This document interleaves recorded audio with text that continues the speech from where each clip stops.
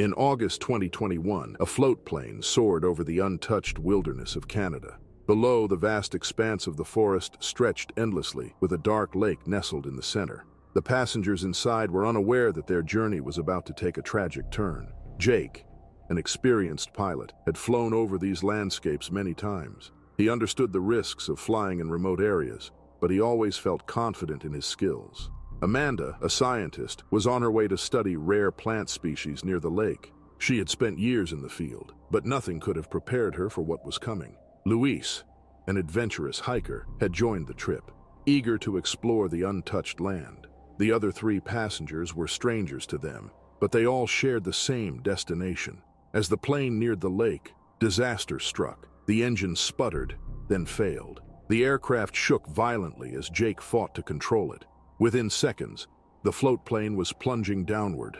The impact was devastating. The plane crashed into the lake, shattering upon contact.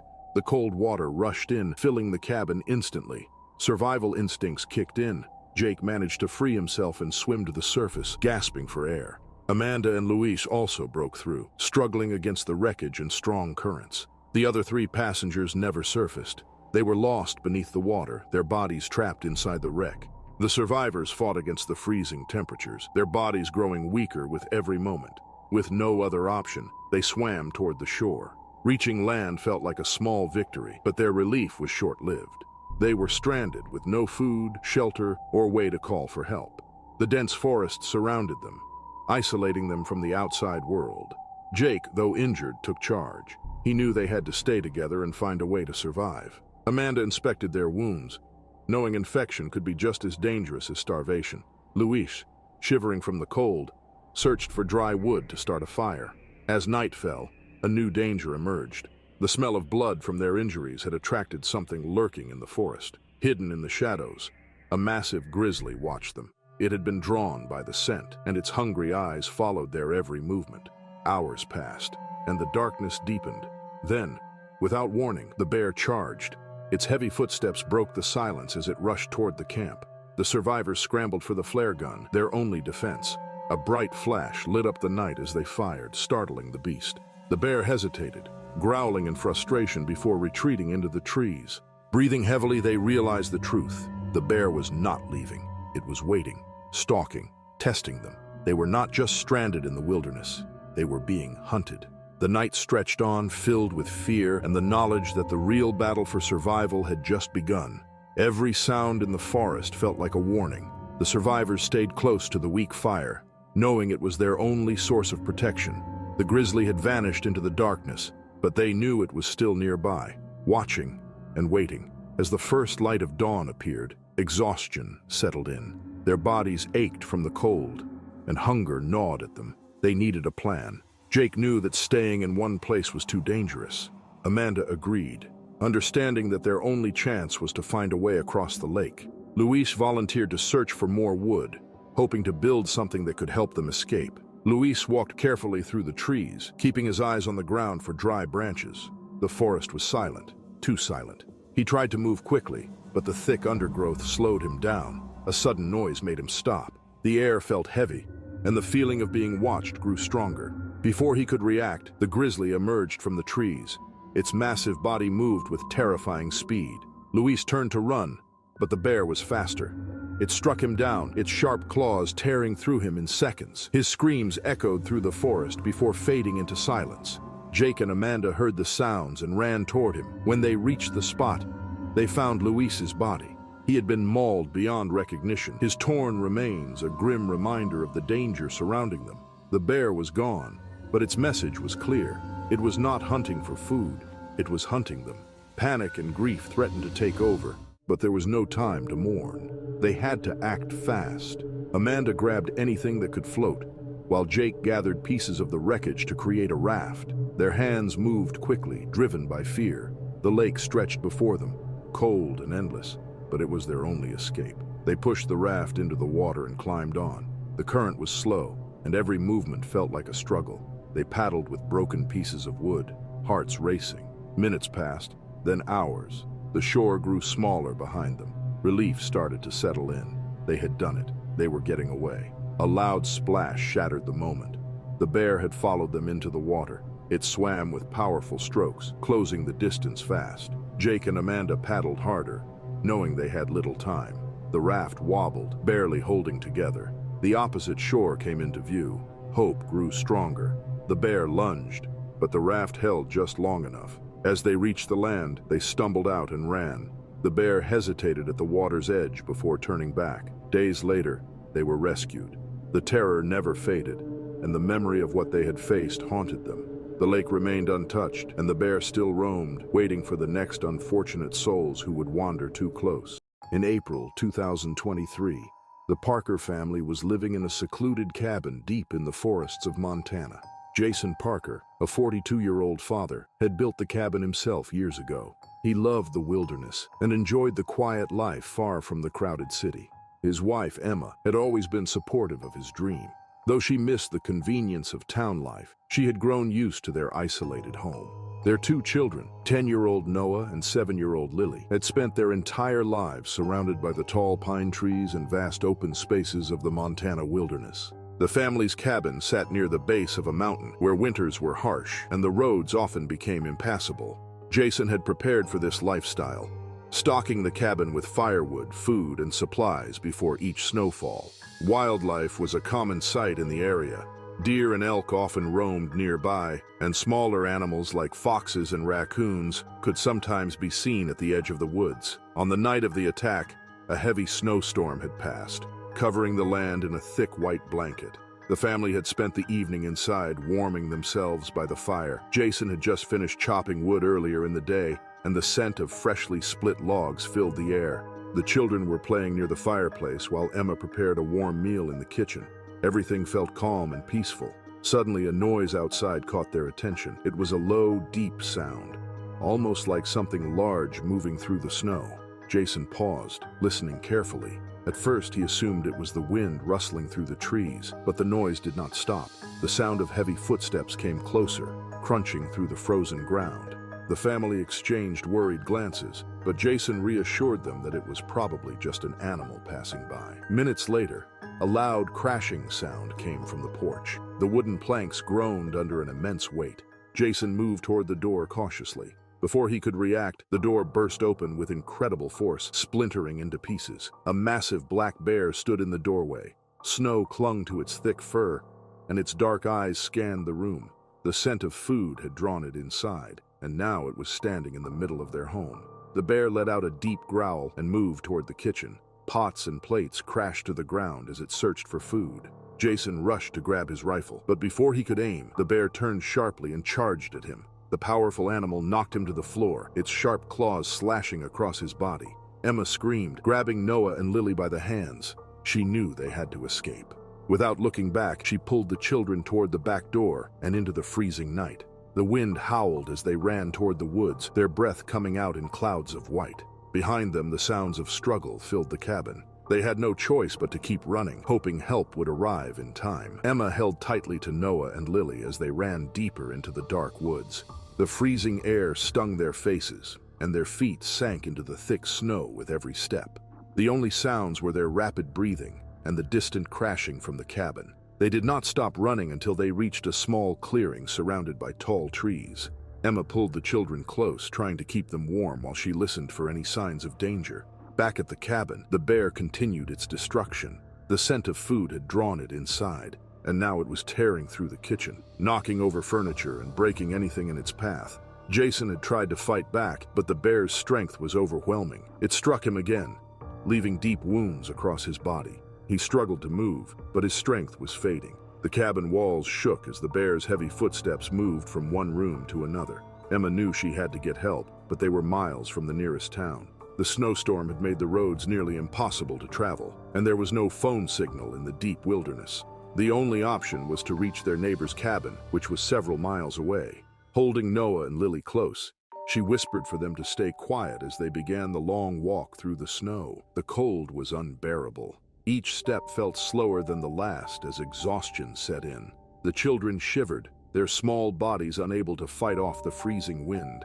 Emma wrapped her arms around them, pushing forward despite the fear gripping her heart.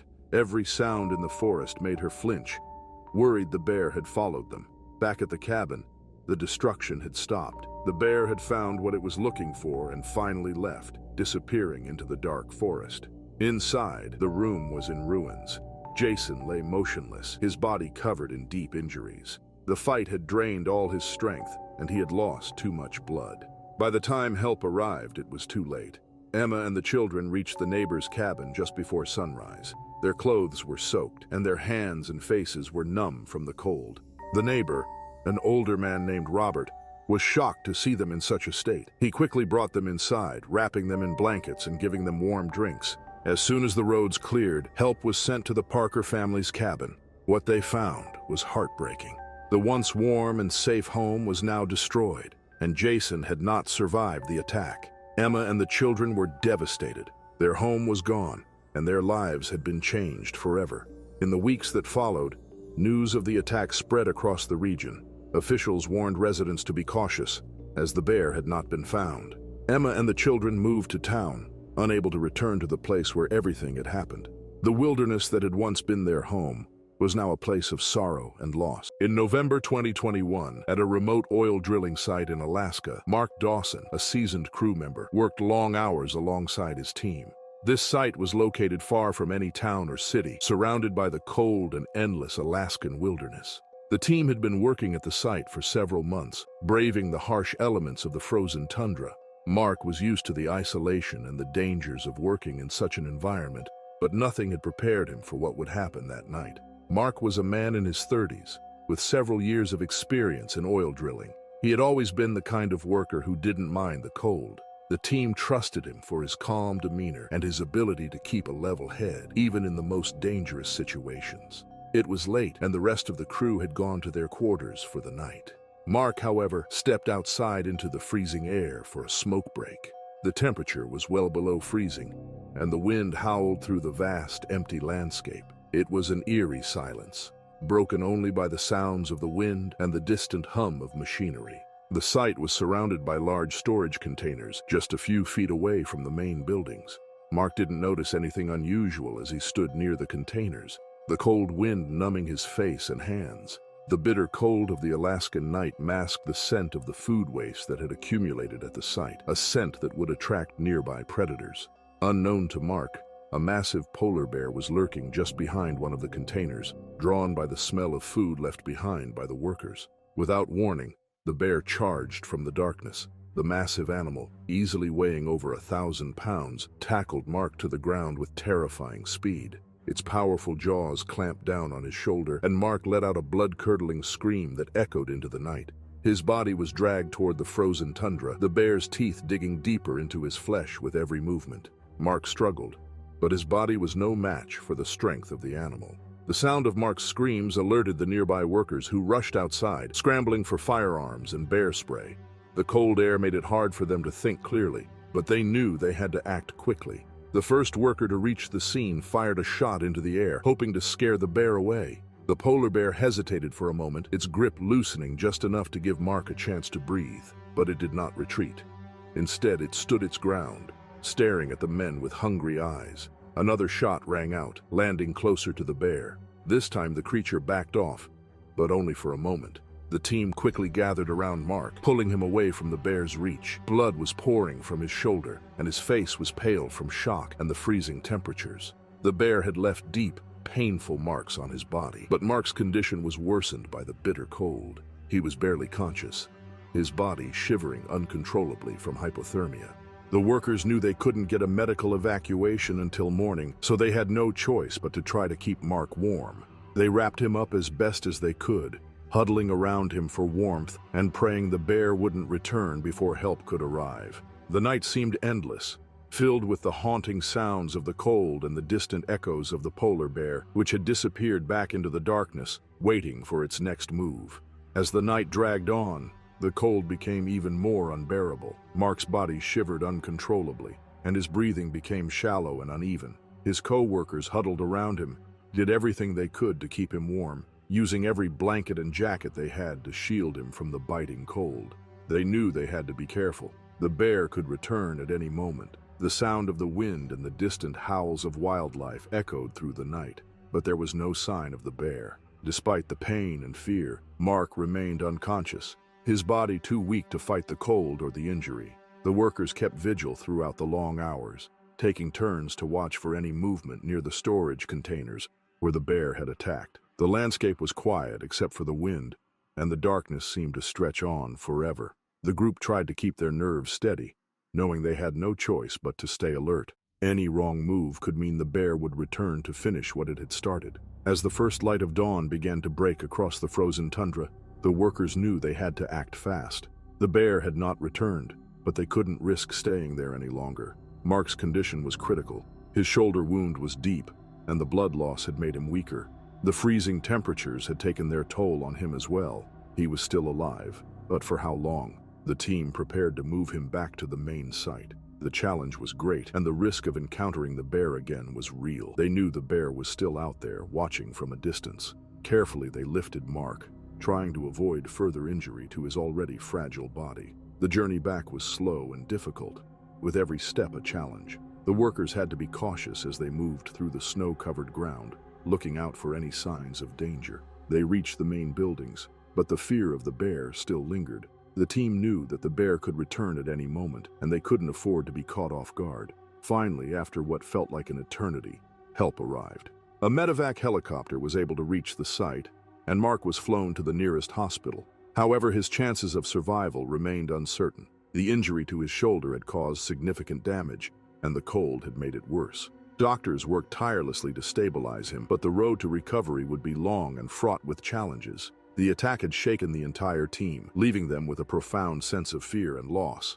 The remote Alaskan oil site, once a place of routine work, now felt like a dangerous wilderness where survival was uncertain. The bear's attack was a stark reminder of the dangers of working in such a harsh and unforgiving environment. In the days that followed, the team reflected on the events. Mark's injury had left a lasting mark on them, and they would never forget the terror of that night. The bear's attack had changed everything. It was a haunting reminder of nature's power and the unpredictable dangers that lurked just outside their door. February 12th, 2025, dawned crisp and golden over Chiang Mai, Thailand. The wildlife park was already bustling with activity, its winding paths filled with families eager to see the exotic animals. Nari Chantaburi, a 32-year-old devoted mother, held the hand of her wide-eyed 3-year-old son, Kiat. His tiny legs bounced excitedly as he tugged her toward the enclosures, pointing at every bird and monkey they passed. Nari smiled, charmed by her son's energy. The park had always been a place she loved, a blend of natural beauty and wildlife conservation efforts. She had grown up visiting it with her parents, and now she was continuing that tradition with Kiat. They meandered through shaded pathways lined with flowering trees, stopping occasionally to snap photos. Nari had brought her camera, eager to capture these fleeting moments of innocence and wonder. By mid-morning, they arrived at the bear enclosure. The Asiatic black bears, with thick fur and distinctive white chest markings, lounged in the sun or padded lazily across the rocky terrain. The pit was deep, surrounded by a waist-high concrete barrier with steel fencing. Nari lifted Kiat so he could get a better look. Nari beamed as her son pronounced the Asiatic black bear while she adjusted the camera strap around her neck.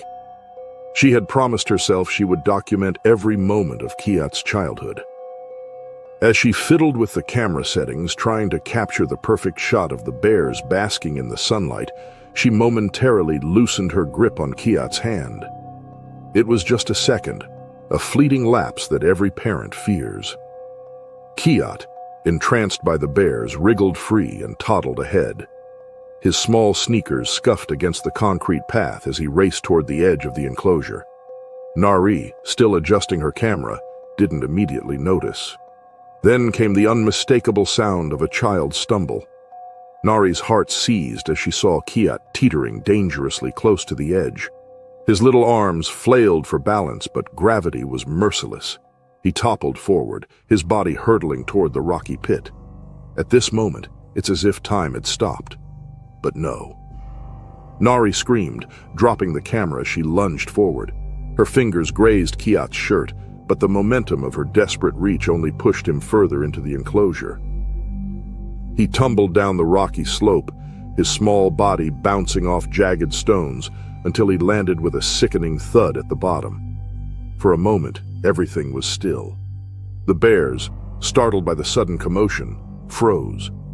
Their dark eyes gleamed with curiosity as they assessed the new presence in their domain. Nari's mind raced, panic blurring her vision. Her maternal instinct screamed for her to jump in after him, but the pit's height and the bear's presence stopped her cold.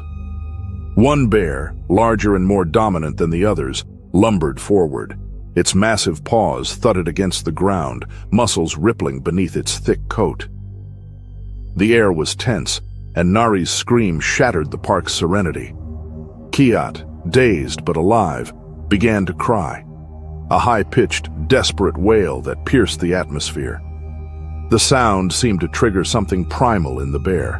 It reared up on its hind legs, towering over the enclosure before dropping down and charging toward the child. Nari's legs buckled beneath her, but she clung to the barrier, screaming for help. Park staff and other visitors rushed to the scene, their faces pale with horror.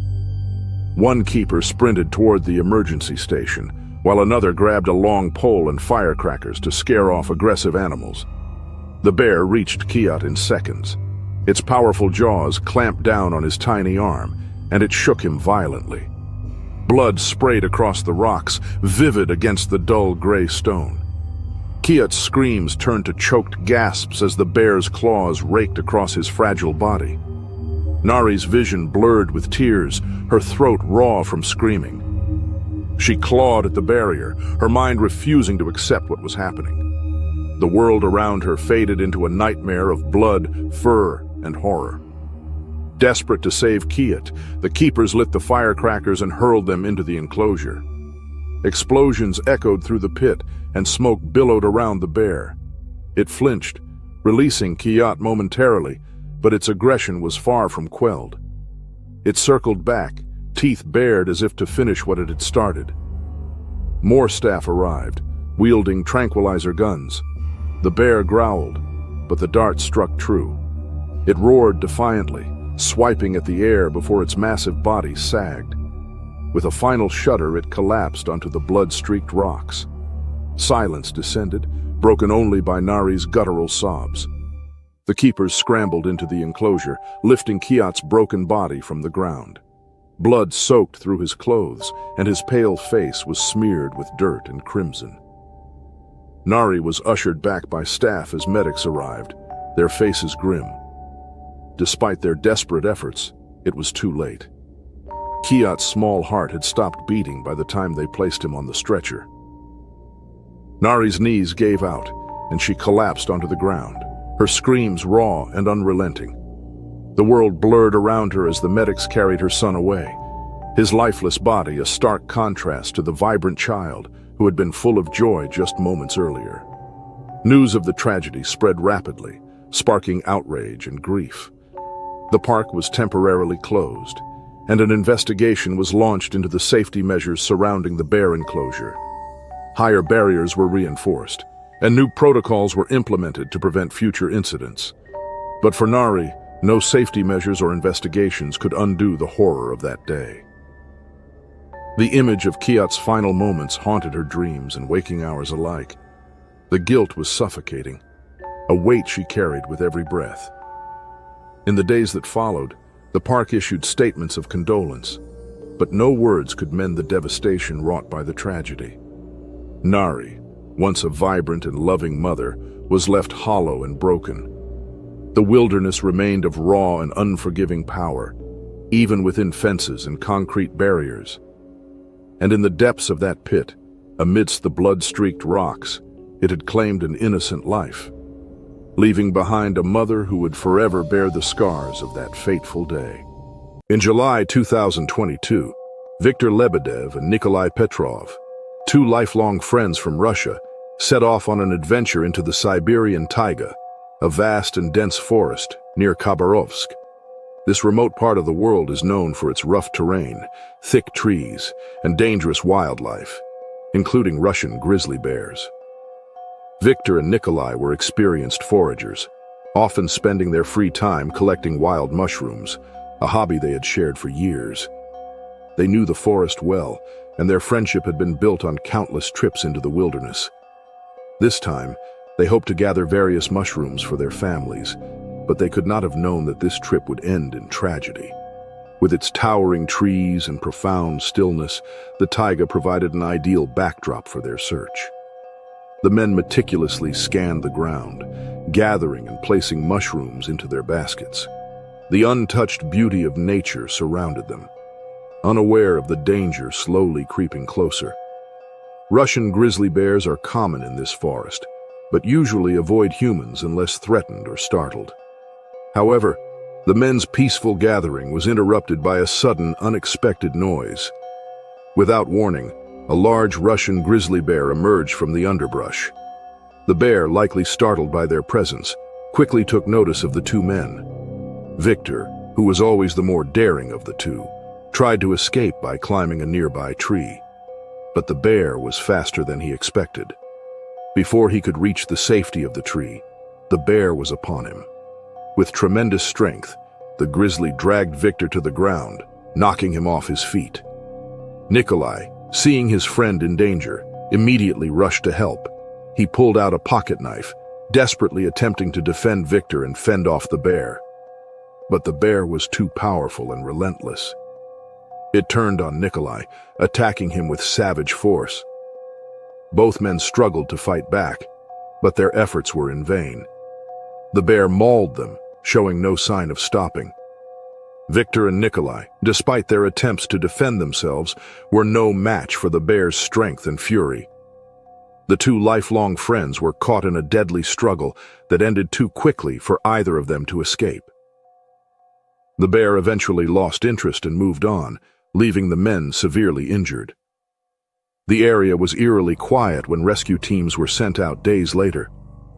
The bear had disappeared, and the men's bodies were nowhere to be found. All that remained were their torn clothing, scattered baskets, and the haunting reminder of what had occurred. The rescue team searched the dense forest, hoping to find some sign of the missing men. But all they discovered were the remains of their belongings, a chilling symbol of the dangers lurking in the Siberian taiga. The attack on Victor and Nikolai highlighted the risks of venturing into bear territory without proper precautions. The tragedy shook the community, as both men had been well known and loved in their hometown. Their families and friends mourned their loss, while wildlife experts took the opportunity to remind the public of the importance of respecting wild animals and the wilderness. The incident served as a grim reminder of the unpredictable dangers that can arise when humans venture too close to nature's most powerful creatures. After the tragic incident, the news spread quickly throughout the region, leaving the community in shock. Viktor Lebedev and Nikolai Petrov were well known in Khabarovsk. Both men had grown up together, and their bond of friendship had been strong for many years. The loss deeply affected their families, friends, and local authorities. The attack by the Russian grizzly bear was the result of a rare and horrifying event, one that no one had anticipated. After a thorough investigation, wildlife experts confirmed that this attack was extremely rare. Russian grizzly bears typically avoid human contact, but the bear may have felt threatened or surprised in this case. The taiga, where Victor and Nikolai had ventured, was known to be home to many grizzly bears. But even in areas with bear populations, these incidents are uncommon. The loss of the two men was a tragic reminder of the dangers posed by wild animals, especially in remote areas where humans and wildlife cross paths. The incident led to re-evaluating safety measures for those entering bear habitats. Local authorities and wildlife experts warned the public about the importance of being cautious in bear territory. They emphasized the need to take extra care when foraging for food or hiking in areas where grizzlies are known to roam. People were reminded to stay alert, make noise to avoid surprising bears, and always carry bear spray for protection. For the families and friends of Victor and Nikolai, the aftermath of the attack was filled with grief and sorrow. Their loss was felt deeply by all who knew them. Their families struggled to come to terms with the tragedy, and the community rallied around them in support. Memorial services were held in their honor, and the memories of their friendship and adventurous spirit lived on.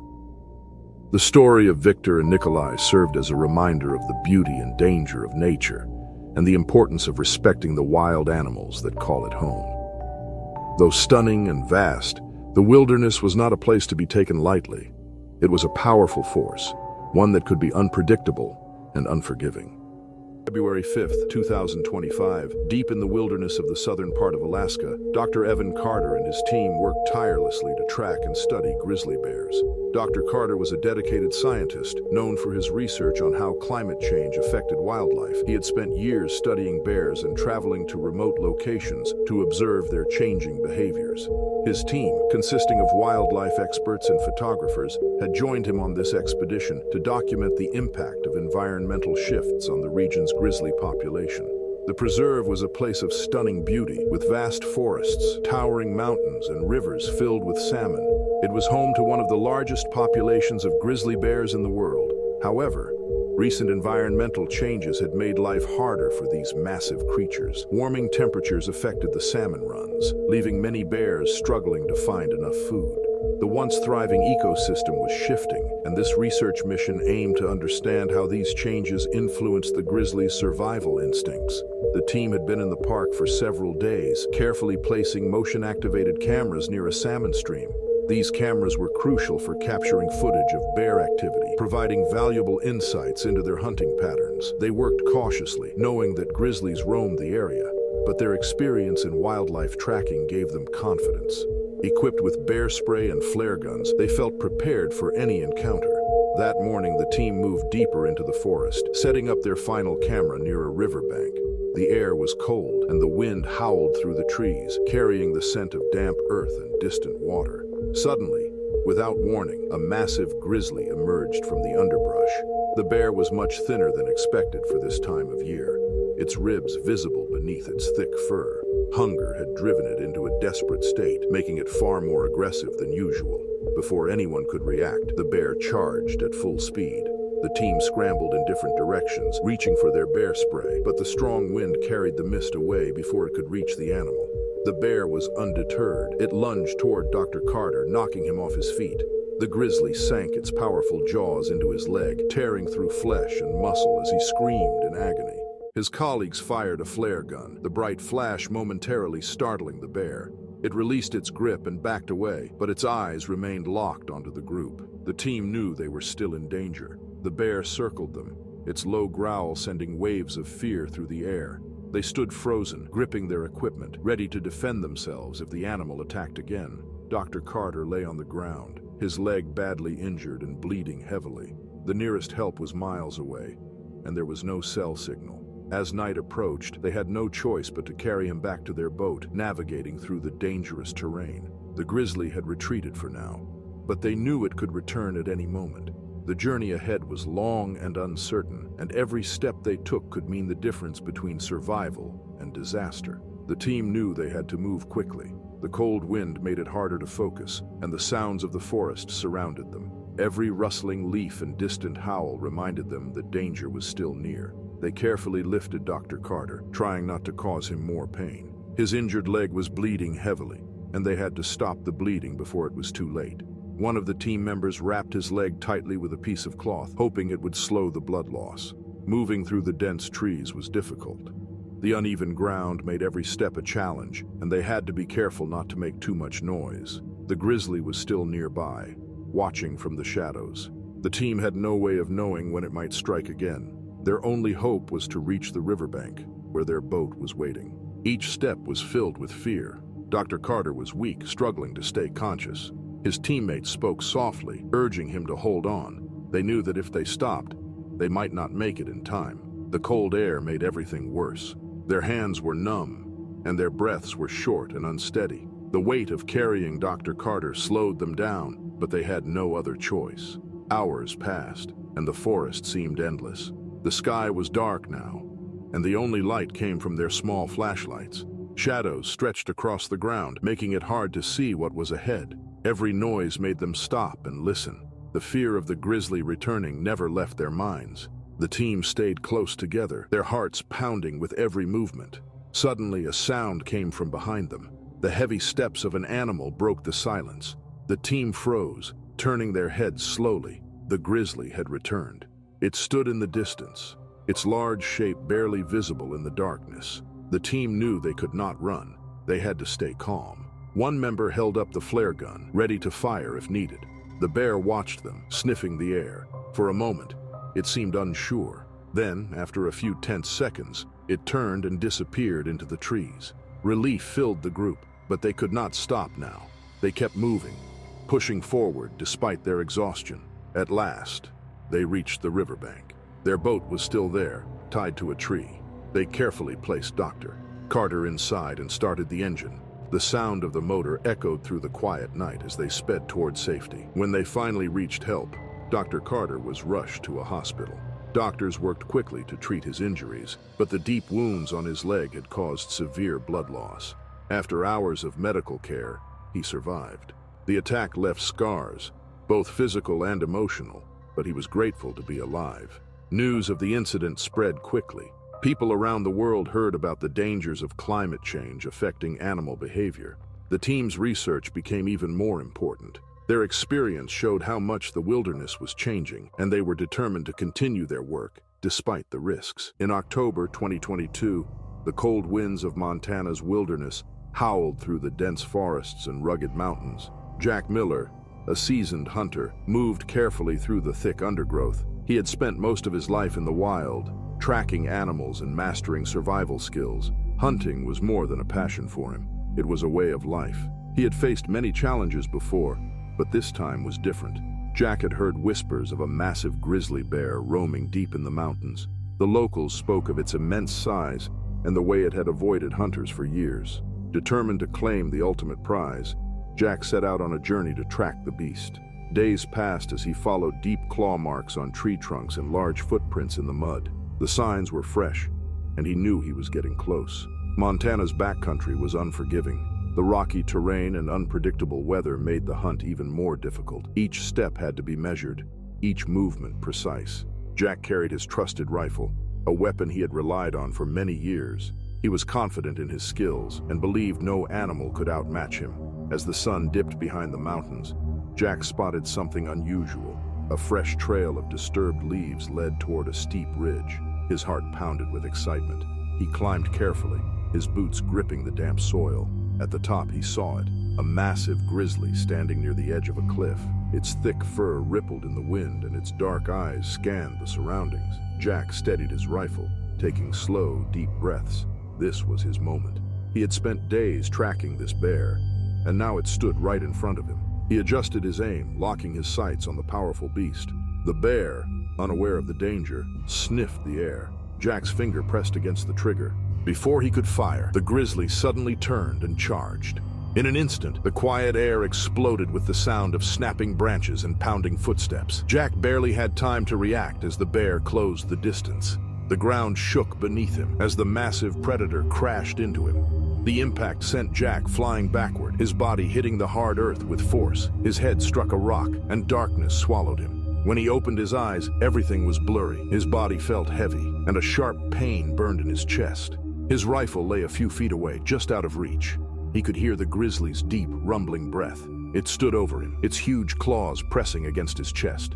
Sharp pain shot through him as the bear's claws dug into his flesh. He struggled to move, his mind racing for a way to escape. With one last effort, he reached for his pistol. His fingers trembled as he pulled the trigger. The shot rang out, striking the bear just enough to make it pause. But the damage had been done. Jack was weak, his body failing him. He stumbled toward the cliff's edge, barely able to stay on his feet. The ground beneath him crumbled, and his balance shifted. With one final step, he fell, his body vanishing into the depths below. Jack's body tumbled down the steep cliff, hitting jagged rocks along the way. The force of the fall left him broken, his body lying motionless at the base of the cliff. The grizzly stood at the top, watching for a moment before turning away and disappearing into the dense forest. The wind carried the sound of rustling leaves as the wilderness reclaimed its silence. Days passed before anyone realized Jack was missing. He had not returned to town, and his absence raised concern among the locals. A search party was formed, consisting of experienced hunters and trackers who knew the land well. They followed the same trails Jack had taken, moving carefully through the rugged terrain. The deep woods of Montana held many dangers, but they were determined to find him. The search team discovered signs of Jack's struggle. Broken branches, scattered footprints, and blood-stained leaves told a story of what had happened. As they moved toward the edge of the cliff, they noticed drag marks in the dirt. Looking down, they spotted something at the bottom. Carefully, they made their way down the rocky slope. When they reached the bottom, they found Jack's lifeless body, battered and still. His injuries told of the brutal attack and the terrible fall that had ended his life. His rifle was missing, but his pistol was still in his grasp. The searchers knew he had fought until the very end. They stood in silence, mourning the loss of a skilled hunter who had spent his life in the wild. Jack's body was taken back to town, where the news of his fate spread quickly. The people who had known him spoke of his bravery and his deep connection to the land. Many had hunted alongside him and respected his knowledge of the wilderness. His absence left a void that would not be easily filled. The story of Jack's final hunt became a warning to others. The tale of the great grizzly that had outmatched an experienced hunter was told around campfires and in hunting lodges. Some saw it as a lesson about respecting nature and the unpredictable dangers of the wild. Others believed the bear had acted in defense, a creature fighting for its survival. As time passed, the memory of that fateful October day remained. The wilderness where Jack had spent his life continued unchanged. The mountains standing tall and the forests stretching endlessly. The great grizzly, still roaming the land, became a legend among those who knew the story. Hunters who ventured into the Montana wilderness often looked over their shoulders, knowing that somewhere in the deep woods, the bear that had claimed Jack Miller still walked. The land remained wild, untamed, and unforgiving. Jack had learned this truth too late, and his story became part of the history of the place he had loved. In September 2024, the dense forests of British Columbia stretched endlessly, untouched and wild. Daniel Hughes, a skilled tracker and wildlife guide, led 2 tourists deep into this remote land. With over a decade of experience, Daniel had spent years navigating these woods, learning their secrets. He understood the dangers lurking in the wilderness, from steep cliffs to unpredictable animals. Leading private tours for wealthy clients was his specialty, and he had never lost a traveler under his watch. Greg Tilson and Mark Reynolds, 2 businessmen from New York, had paid for this exclusive adventure. Greg, an adventurous man in his late 40s, had always dreamed of escaping the city and experiencing true wilderness. Mark, slightly older, was more cautious, preferring the comfort of luxury over the rough conditions of the wild. Despite their differences, both were excited about the journey. For days, they hiked deeper into the backcountry, guided by Daniel's expertise. He showed them how to track animals, build fires, and read the signs of nature. The towering trees surrounded them, and the air smelled of damp earth and pine. During the day, they followed trails used by bears, wolves, and elk. At night, they camped under the stars, listening to the distant sounds of the forest. On the 4th night, the group set up camp near a quiet river. The sound of flowing water mixed with the rustling of leaves in the wind. They ate their simple meal by the fire, sharing stories before retreating into their tents. Greg, full of excitement, was the last to sleep, enjoying the wilderness he had longed to see. When morning arrived, something was wrong. Greg's tent was open, and his sleeping bag was empty. At first, Daniel assumed he had woken up early and wandered off. However, as the minutes passed and Greg did not return, concern grew. Daniel and Mark began searching the area, calling out Greg's name. There were no signs of him. Then Daniel saw something unusual near the edge of the trees. The sleeping bag was there, but it was not where it had been the night before. It had been dragged away, its fabric torn and its surface covered in dirt. His heart pounded as he moved closer. The ground around the bag was disturbed, and a dark stain marked the forest floor. He bent down, inspecting the earth, and his worst fear became real. The torn sleeping bag had been pulled nearly 200 feet from the campsite, and there was blood, but no sign of Greg. A grizzly had taken him. Daniel's mind raced. Grizzlies were known to bury their prey, hiding their kill beneath dirt and branches to return later. If that was the case, the bear was still nearby, guarding its prize. As he followed the tracks deeper into the woods, he noticed that the earth had been disturbed in one place. His stomach tightened. He knew what it meant. Greg was buried beneath the dirt, and there was a chance he was still alive. Daniel stood frozen, staring at the disturbed ground. His breath was slow and careful, knowing that any sudden movement could alert the bear. He had seen cases like this before.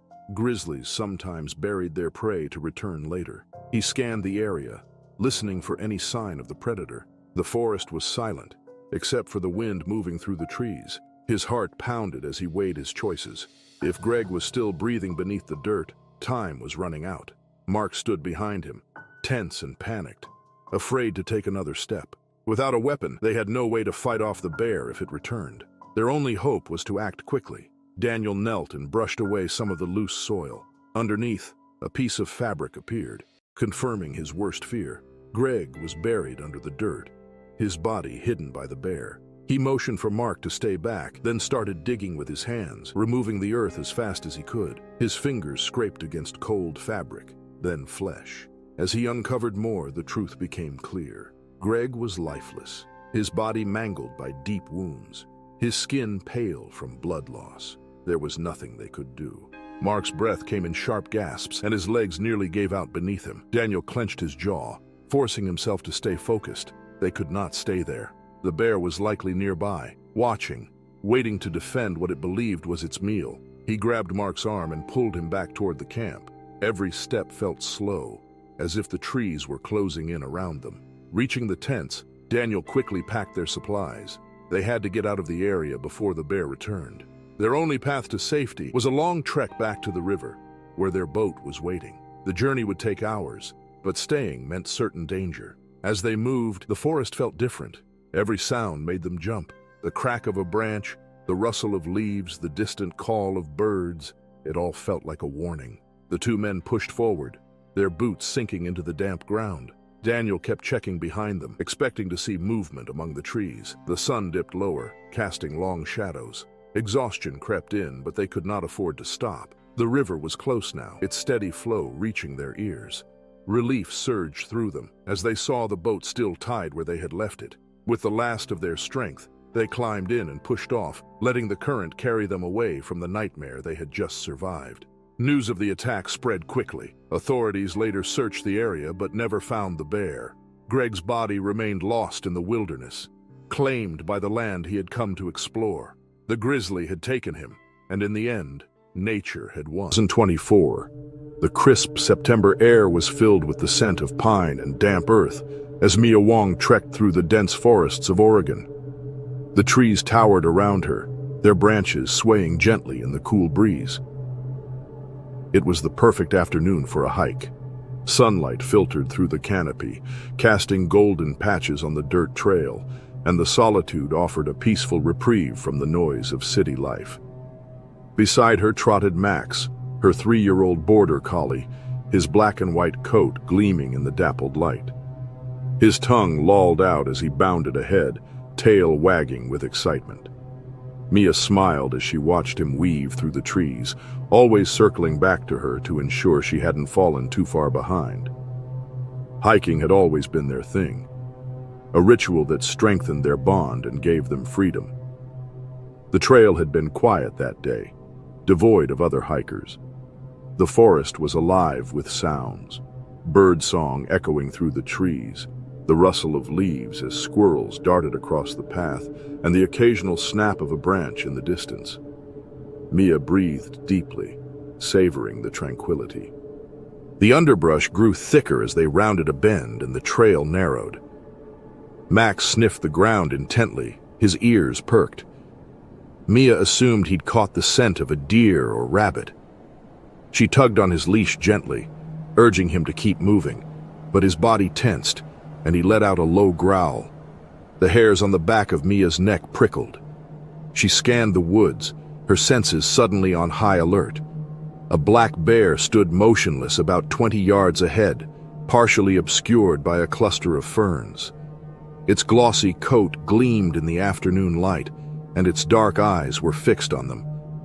The bear wasn't particularly large, but its sheer presence was enough to send a jolt of fear through Mia. She knew black bears were usually shy and preferred to avoid humans, but something about this one felt different. Max barked sharply, his stance protective. The sound shattered the fragile tension in the air. The bear's ears flattened, and he stepped closer and let out a guttural huff. Mia's heart raced. She knew better than to run, but every instinct in her body screamed to flee. Instead, she tightened her grip on Max's leash and tried to back away slowly, keeping her eyes on the bear. Max continued barking, his body taut with energy. The bear's movements grew more aggressive. It stomped the ground and swayed its head, a clear warning. Then, without further hesitation, the bear charged. The suddenness of the attack was paralyzing. The bear closed the distance in seconds, its powerful frame crashing through the underbrush. Max lunged forward, barking ferociously, his instincts overriding any sense of self-preservation. He met the bear head-on, teeth snapping as he tried to protect Mia. The bear swiped at Max with a massive paw, knocking him sideways. He yelped in pain, but scrambled back to his feet, undeterred. Mia's heart shattered at the sight of her loyal companion in danger. Adrenaline surged through her as she grabbed a fallen branch, desperation fueling her movements. She swung the branch with strength, striking the bear across the back. The impact barely fazed it. The bear turned its attention to Mia, its eyes wild with aggression.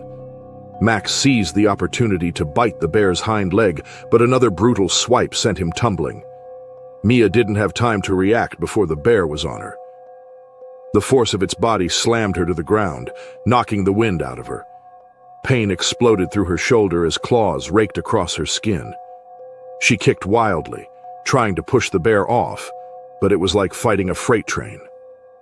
Blood seeped from deep gashes on her arms and torso. Her vision blurred, but she refused to give in. Her hand fumbled for her phone, which had remained clipped to her waistband. She unlocked it with trembling fingers, her thumb hovering over the emergency call button. The bear reared back, momentarily distracted by Max, who had dragged himself up despite his injuries. He barked weakly, limping but still determined to protect Mia. The bear hesitated, torn between its two targets. Seizing the opportunity, Mia pressed the call button. Her voice was hoarse as she relayed her location, the words slurred by pain and panic. She barely registered the response on the other end. The bear released a final huff, seemingly disoriented by the chaos, and backed away. It stood for a moment, panting, before lumbering into the woods, its massive form disappearing into the shadows. Mia lay on the ground, gasping for breath. Blood pooled beneath her, and every inch of her body throbbed with pain. Max limped over to her, his coat matted with dirt and blood. He nuzzled her hand weakly, his eyes filled with concern. Tears streamed down Mia's face as she stroked his head. The world around her faded in and out of focus. She knew she had to stay conscious and hold on until help arrived. The minutes stretched into an eternity, the forest eerily silent in the aftermath of the attack. The distant thrum of helicopter blades broke through the stillness. Mia's mind clung to the sound, a lifeline in the darkness. The rescue team descended swiftly, their voices urgent as they assessed the scene. Hands lifted her onto a stretcher, and she felt the sharp sting of pain as medics worked to stabilize her injuries. Max was carefully carried alongside her, his tail wagging feebly despite his wounds. Their bond had endured the unthinkable, forged even stronger by their shared ordeal. Mia was airlifted to safety, her body battered but alive. The road to recovery would be long, marked by physical scars and haunting memories. Yet she would survive, and so would Max. Their story reminded them of the unpredictable dangers lurking in the wilderness, and the fierce loyalty of a dog willing to risk everything for his owner.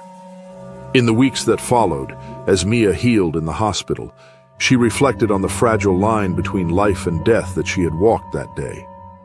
Beautiful and wild forest had shown her both its majesty and its wrath. But through it all, one thing remained certain. Max had been her guardian and protector, and together they had defied the jaws of fate. On March 14th, 2024, icy winds howled through Norway's remote Svalbard archipelago, carrying a bone-chilling cold. Snow and ice stretched endlessly, interrupted only by jagged ridgelines and frozen fjords. The region, known for its beauty, was also home to one of the most dangerous predators on Earth, the polar bear. A patrol of 5 police officers had been dispatched from Longyearbyen, Svalbard's largest settlement, following reports of frequent bear sightings near a remote research station. The station, nestled against a ridge of icy cliffs, was a hub for scientists studying glacial activity and Arctic wildlife. With daylight lingering only briefly this time of year, the officers were tasked with ensuring the safety of the station's personnel while monitoring polar bear activity, which had increased as the ice pack retreated. Sergeant Eric Halverson, a seasoned officer familiar with the hazards of the Arctic, led the team, which trekked across the snowy terrain on snowmobiles. The other officers, Jens Lund, Mikkel Olsen, Sindre Thorvaldsen, and Rune Nielsen, were bundled in heavy parkas, their faces windburned from the brutal conditions. Visibility was limited as wind gusts kicked up flurries obscuring the horizon. They reached the research station by mid-morning. It was eerily quiet, with no sign of movement. The scientists had already evacuated, fearful after spotting a massive male polar bear roaming dangerously close to the perimeter. The bear, likely starving after a long and lean winter, was exhibiting erratic behavior, moving closer to human dwellings in search of food. After inspecting the main building and finding no immediate signs of the bear, the team split up to search the surrounding area. Their boots crunched through the hard-packed snow as they fanned out, their rifles slung over their shoulders. Despite their training and experience, there was a palpable tension. Polar bears were notoriously unpredictable, and encounters often ended in tragedy. Jens spotted fresh tracks toward a ridge about a quarter-mile from the station. The tracks were enormous, each print pressed deep into the snow. He radioed the others, and they converged near the base of the ridge. The tracks led toward a hollow carved into the ice, a den partially concealed by snowdrifts. The team hesitated. Entering bear territory was always a calculated risk, but they couldn't afford to leave the den unchecked. With weapons drawn, they approached cautiously, their breaths visible in the frigid air. The wind had died down momentarily, leaving an eerie stillness. Suddenly, the bear exploded from the den with terrifying speed, a blur of white muscle and fury.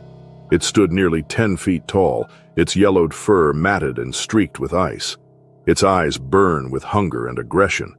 The officers barely had time to react before the beast was upon them. At this moment, chaos erupted. The bear's initial charge struck Mikkel, sending him sprawling into the snow. His rifle skittered out of reach as the bear's massive paw raked across his chest, tearing through layers of fabric and flesh. Blood sprayed onto the pristine snow, staining it crimson. Eric shouted commands, though the howling wind swallowed his voice. The officers opened fire, the sharp cracks of their rifles echoing across the frozen landscape. Bullets struck the bear's thick hide, but it barely flinched. The beast was in a frenzy, driven by hunger and primal rage. Jens fired again, the shot grazing the bear's shoulder.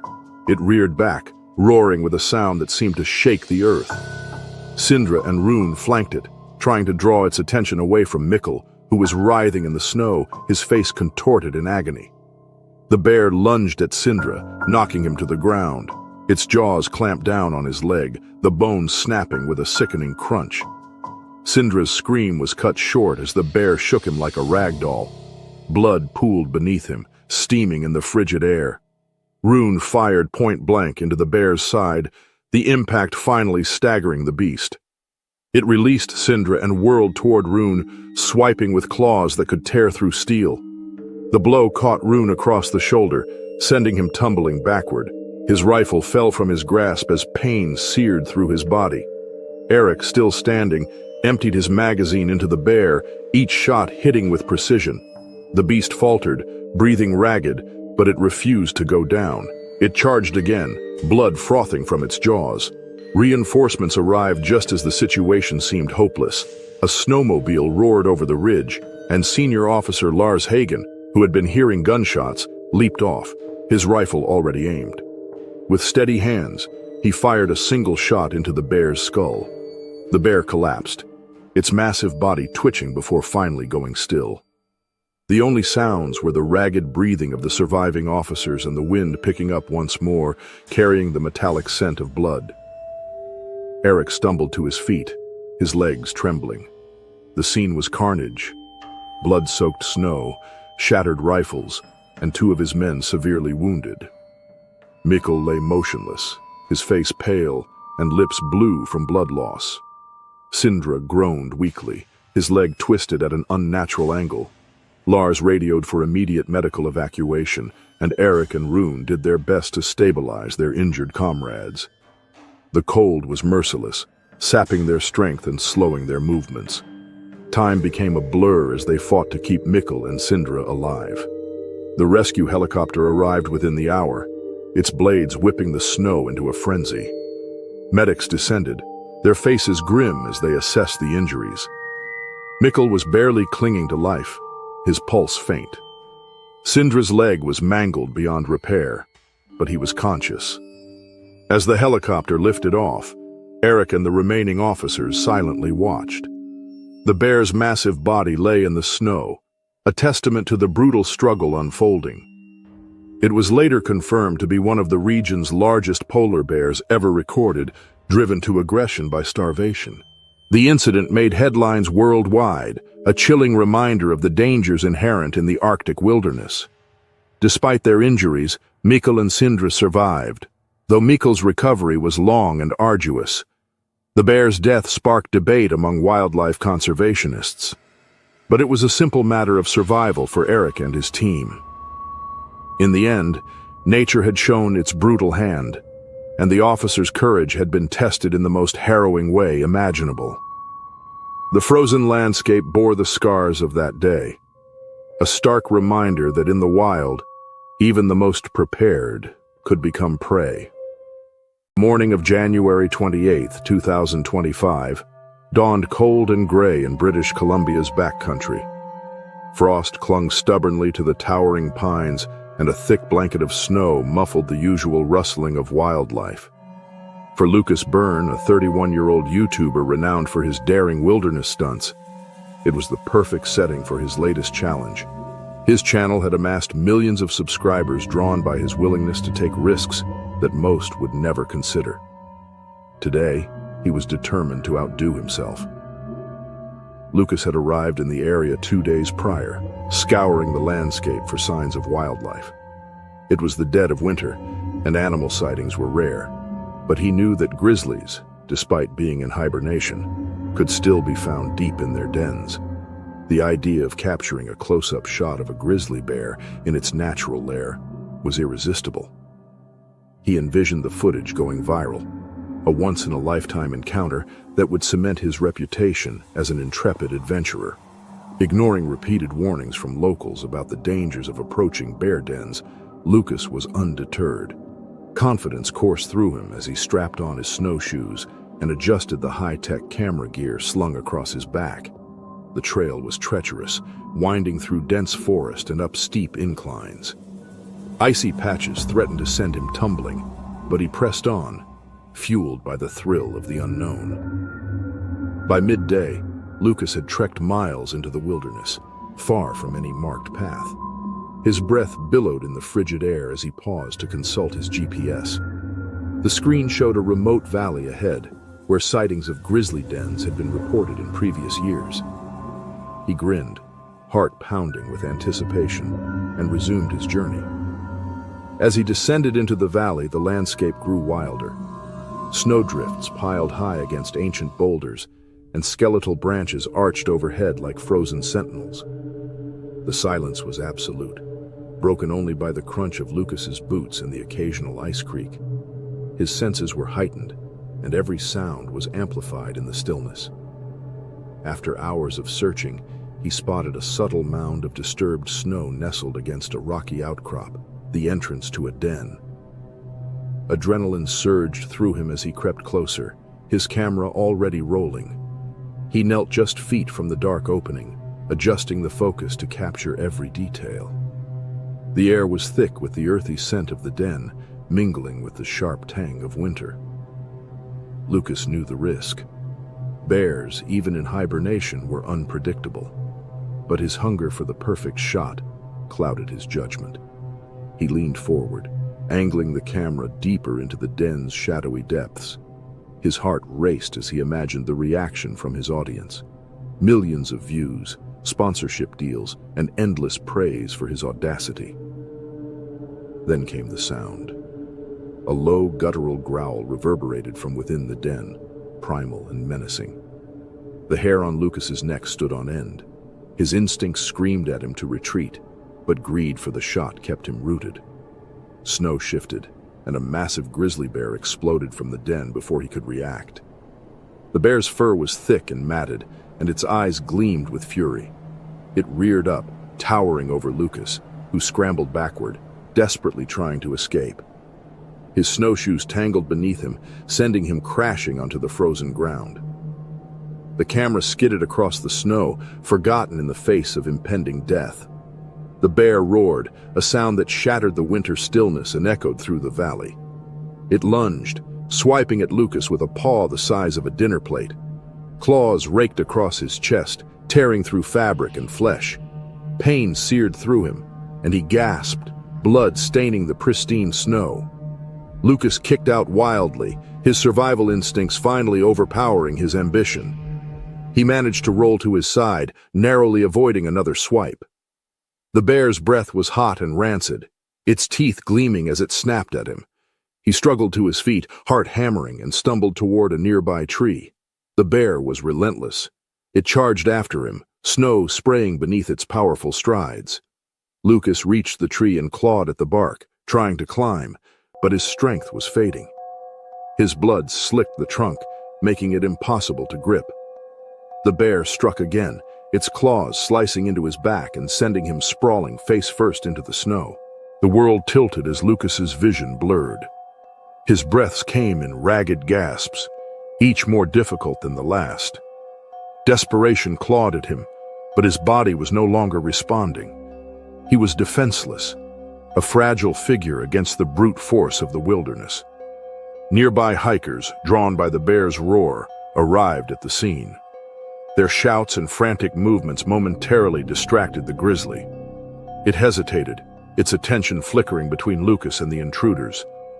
Sensing the sudden threat, the bear retreated a few paces before vanishing into the dense forest. The hikers rushed to Lucas's side, their boots crunching through the blood-streaked snow. His body was broken, torn by the bear's savage attack. They frantically called for emergency services, but it was clear that Lucas's injuries were catastrophic. His breath faltered, each exhale weaker than the last. When rescue teams finally arrived, the scene was grim. Blood stained the snow in a grotesque reminder of the violence that had unfolded. Lucas's lifeless body was cradled in the arms of a paramedic, his once bright eyes now dull and empty. The miraculously intact camera lay nearby, a silent witness to his final moments. The footage, later recovered and reviewed, was both mesmerizing and horrifying. It captured the raw beauty of the wilderness and the devastating consequences of recklessness. The video quickly went viral, sparking a fierce debate on social media. Some condemned Lucas for arrogance and disregard for wildlife, while others mourned his tragic demise as a sobering reminder of nature's power. In the following days, authorities issued renewed warnings about the dangers of disturbing wildlife, particularly during winter. Lucas Burns' death became a cautionary tale, a grim testament to the fine line between adventure and catastrophe.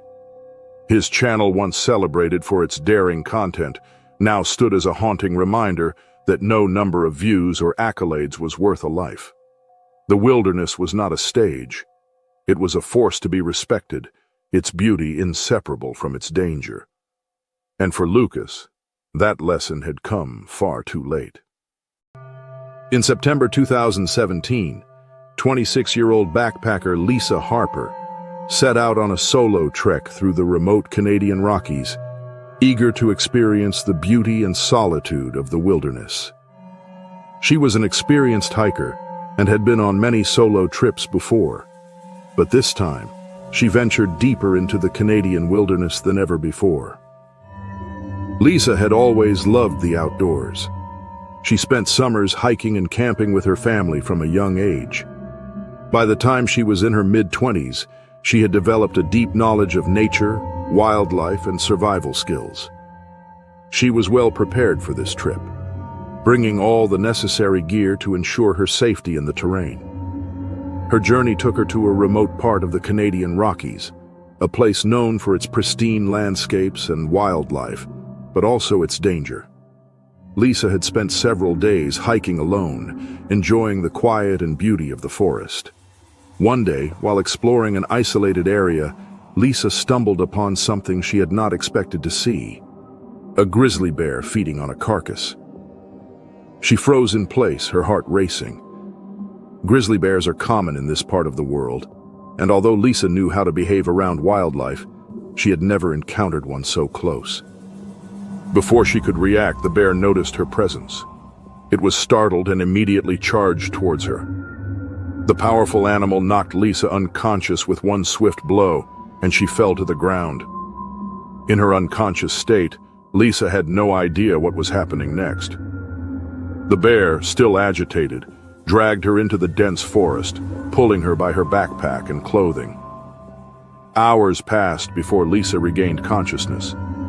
When she woke up, she found herself lying in the forest, severely injured. Her body was battered from the bear's attack, and she felt weak and disoriented. The bear had disappeared, but she was trapped, alone, and unable to escape. The pain from her injuries was excruciating, but Lisa's survival instincts kicked in.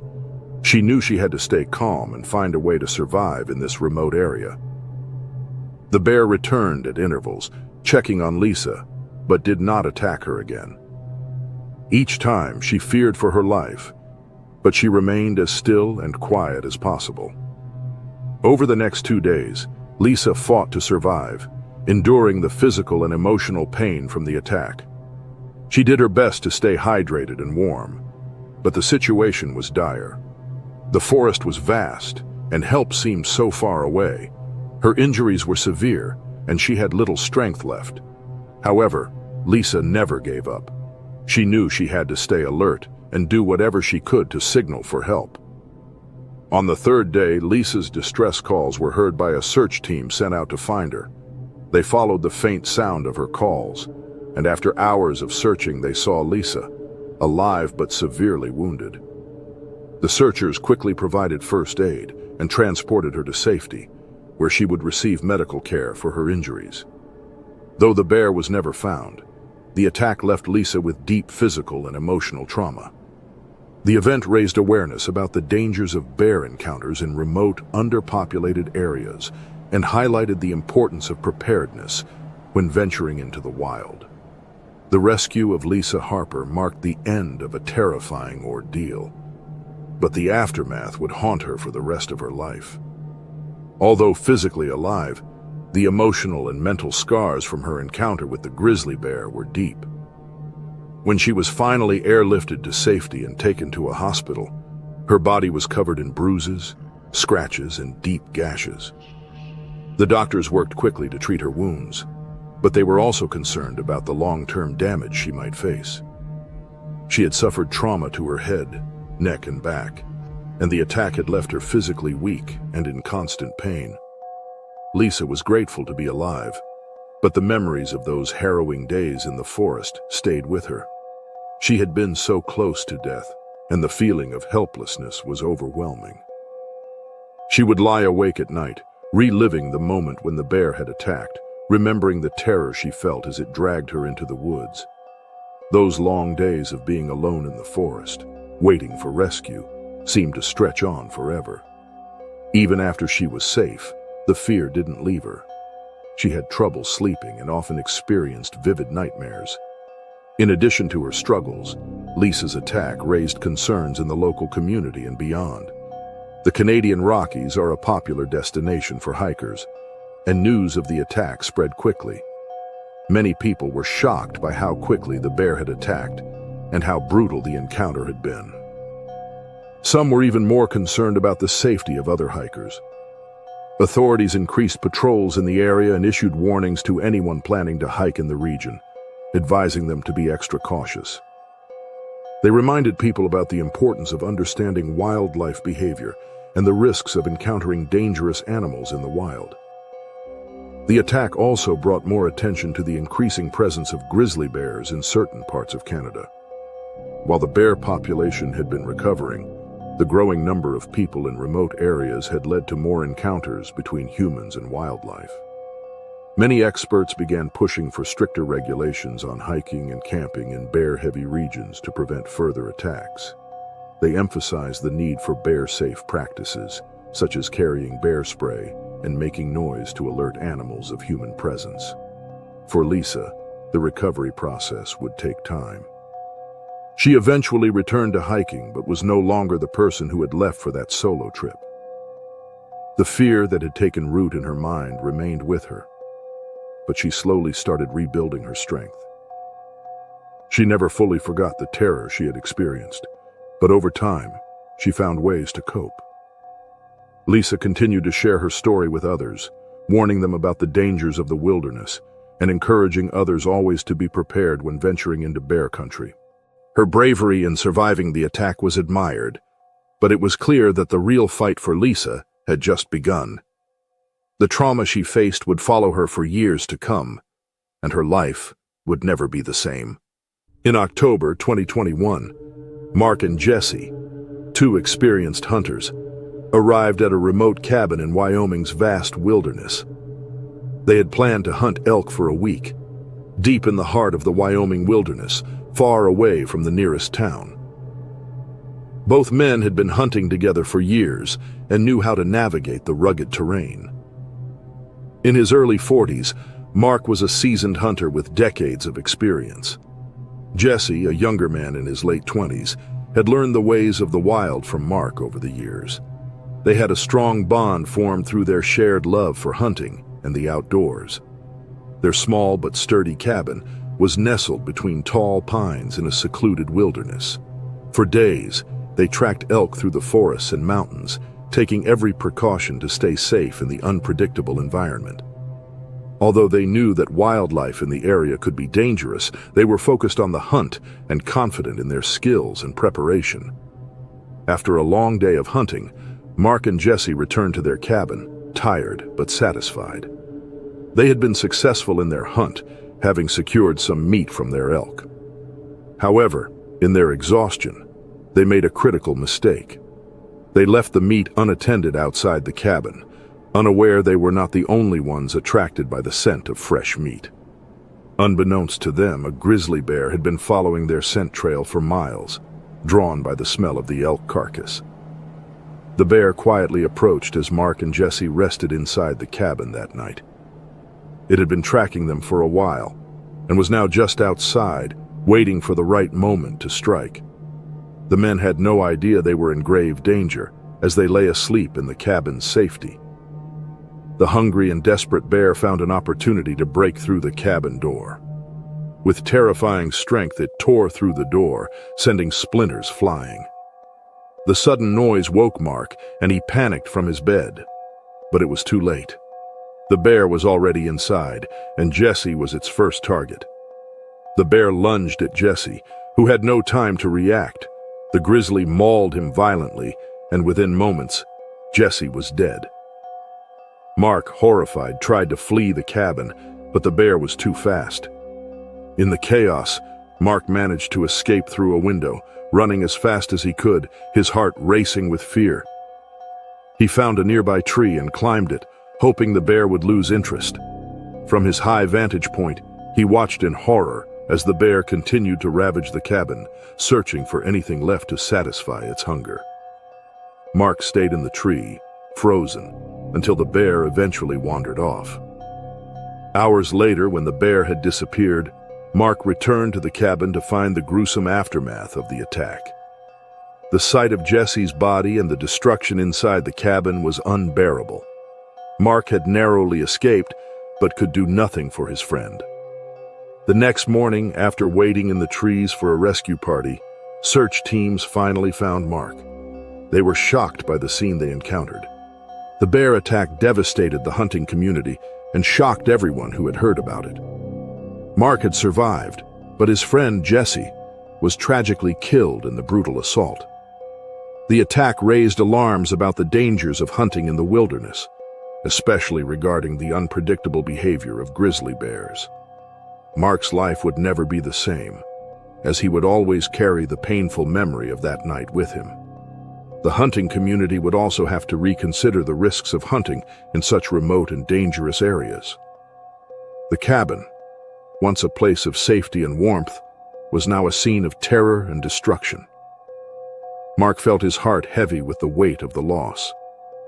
Jesse had been his hunting partner, friend, and brother in the wilderness. To see him gone, taken by the bear so suddenly and violently, was something Mark would never fully understand or accept. Mark had been incredibly lucky to escape the bear's wrath, but the emotional toll of what had happened was immense. He had to find a way to survive and make it out of the wilderness alive. But that seemed so small compared to the tragedy that had just occurred. His mind raced, replaying the moments of the attack over and over. How could he have known that the bear was tracking them? Why had they made the mistake of leaving the meat outside the cabin? These questions haunted him, even though he knew the wilderness was full of risks and dangers that could never be fully predicted. The news of the attack spread quickly, sending shockwaves through the hunting community and beyond. Many people who had known Mark and Jesse couldn't believe the brutality of what had taken place. Hunters began discussing the dangers of being in the wilderness alone or remote locations. There was a growing awareness of the risks of grizzly bears, which, although rare, could be deadly if provoked or hungry. This tragedy led to discussions about better safety measures for hunters and outdoors enthusiasts, such as keeping food properly stored and staying alert to the wildlife around them. Mark's life after the attack would never be the same. He was left with deep emotional scars, knowing that he had survived while his friend had not. He would forever be haunted by the images of that night and the loss of someone who had been like family to him. Once a place of adventure and peace, the wilderness now carried a dark memory. Mark knew that he could never return to those remote places the same way again. The experience would always linger in his mind, shaping how he saw the world and his place. The grief of losing Jesse would stay with him for a lifetime, but he would also carry the memory of their shared passion for the wilderness, honoring the bond they had formed over so many years of hunting together. March 2020, 10 Norwegian researchers set off on an important mission to the remote Svalbard archipelago in the Arctic.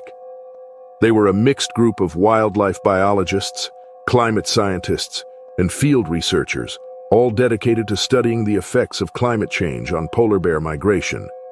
The team included 2 experienced wildlife biologists, 2 climate scientists, and several field researchers, all with years of experience working in extreme conditions. The lead scientist, Professor Lars Hovland, had been studying Arctic ecosystems for over 20 years, and he was joined by Dr. Eva Nyström, a climate scientist specializing in polar environments. They were also accompanied by several younger researchers, including Lars's graduate students, Ingrid Sørensen and Jonas Berg, who had a strong background in animal behavior. The team had been preparing for weeks to study how rising temperatures affected the migratory patterns of polar bears in the region. The Svalbard archipelago, known for its stark beauty and icy landscapes, is one of the last places on Earth where polar bears roam freely. The scientists were eager to observe these magnificent creatures in their natural habitat, but they knew the risks of working in such a remote and dangerous environment. On the morning of the incident, the group set up camp in a small clearing near the edge of a glacier. As they unpacked their equipment, one of the researchers, Jonas, noticed something unusual. In the distance, lying motionless in the snow, was a polar bear. At first, the bear appeared dead or possibly sick, as it did not move at all, even when the group began approaching. Believing the bear was no threat, the team decided to get closer for a better view and photographs. They were unaware that this was part of the bear's hunting strategy. As the researchers moved closer, the bear, which had been playing dead to lure in prey, suddenly sprang to life with terrifying speed. Within seconds, the bear charged at the team, catching them completely off guard. The team members screamed as they tried to escape, but the bear was too fast and powerful. It was an all-out frenzy, with the bear mauling the researchers one by one, tearing through tents and equipment as it attacked. The bear moved quickly between its victims, striking with such force that none of the researchers had a chance to defend themselves or escape. The team was in the wrong place at the wrong time. The hungry and desperate bear was unusually aggressive, unlike any other bear encounter they had experienced before. The researchers were trapped, with no way to stop the attack. Within 3 minutes, the polar bear had killed all 10 members of the team, and its savage speed left no opportunity for help to arrive. The attack was so fast and brutal that by the time rescue teams arrived, they found the camp destroyed and the bodies of the researchers scattered across the snow. The polar bear had mauled the researchers, leaving them with severe injuries that led to their deaths. The attack shocked the world, as no one had ever heard of a bear taking down so many people in such a short time. The team's tragic fate served as a chilling reminder of the unpredictable nature of wild animals and the dangers of working in polar regions. The rescuers were overwhelmed by the sight. They quickly realized that the attack had happened too fast for anyone to escape or fight back. The researchers, despite their experience and training, had no chance against the ferocity and speed of the bear. The camp, designed to be a safe place for scientific work, had become a deadly trap for the team. The local authorities and wildlife experts were called in to investigate the attack. They noted that the bear had displayed an unusual level of aggression. Typically, polar bears are not known to approach humans unless they are hungry or feel threatened. This bear, however, had seemingly lured the researchers in by pretending to be dead, a tactic often used by animals to ambush prey. The fact that the bear had attacked so many people in such a short amount of time was unheard of and left the experts baffled.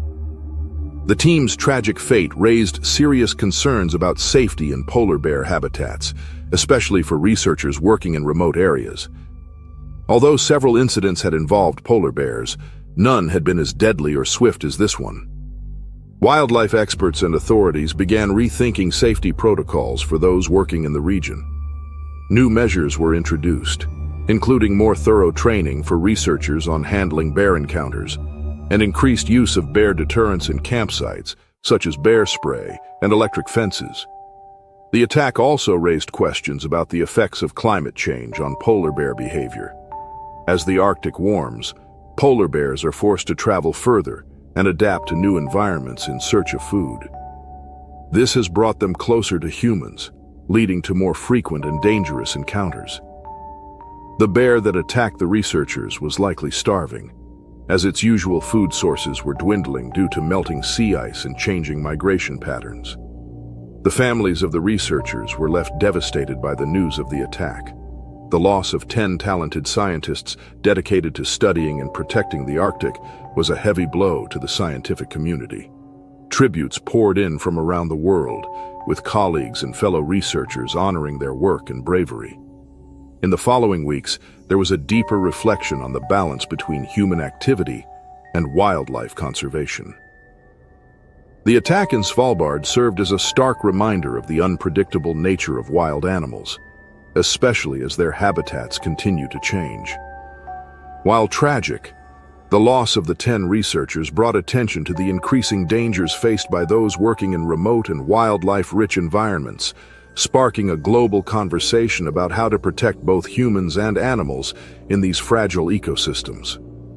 In August 2022, a group of college friends set out for a camping trip in the beautiful national park in the northwest corner of Wyoming. The friends, who had known each other for years, were excited to escape their busy lives and enjoy a few days of adventure in nature. Among them were 21-year-old Jake Phillips, his best friend Matt Porter, and Emily Sanders, a close friend who had joined the group. They were all college students who enjoyed spending time together outdoors. It was meant to be a fun trip, a break from their studies and the pressures of daily life. The national park was perfect for their adventure, with its stunning landscapes, wildlife, and geothermal wonders. The group set up their tents and gathered around the campfire to enjoy the evening. The air was fresh, and the sounds of nature filled the surroundings. They were all in high spirits, laughing, sharing stories, and looking forward to a peaceful night under the stars. However, the peace would not last long. On the morning of August 2022, the group woke up to rustling outside their tents. At first, they thought it might be a deer or another harmless animal. But the noise grew louder, and the air was filled with an unsettling tension. Jake, being the bravest of the group, decided to step out of his tent to investigate. Unzipping the tent flap, he was startled to find himself face to face with a massive grizzly bear. The bear, likely drawn to the scent of food or the campfire remnants, was now just a few feet away from Jake. In that moment, fear gripped Jake's heart. The bear charged toward him, its massive body moving with terrifying speed. Jake had no time to react or defend himself. In a panic, his best friend Matt, who had been sleeping nearby, suddenly bolted into the woods, abandoning Jake without hesitation. The sight of Matt running away left Jake feeling more vulnerable than ever. But there was still hope. Emily was determined to help. Despite the fear and chaos surrounding them, she grabbed a canister of bear spray from the camp and ran toward the bear, hoping to scare it off.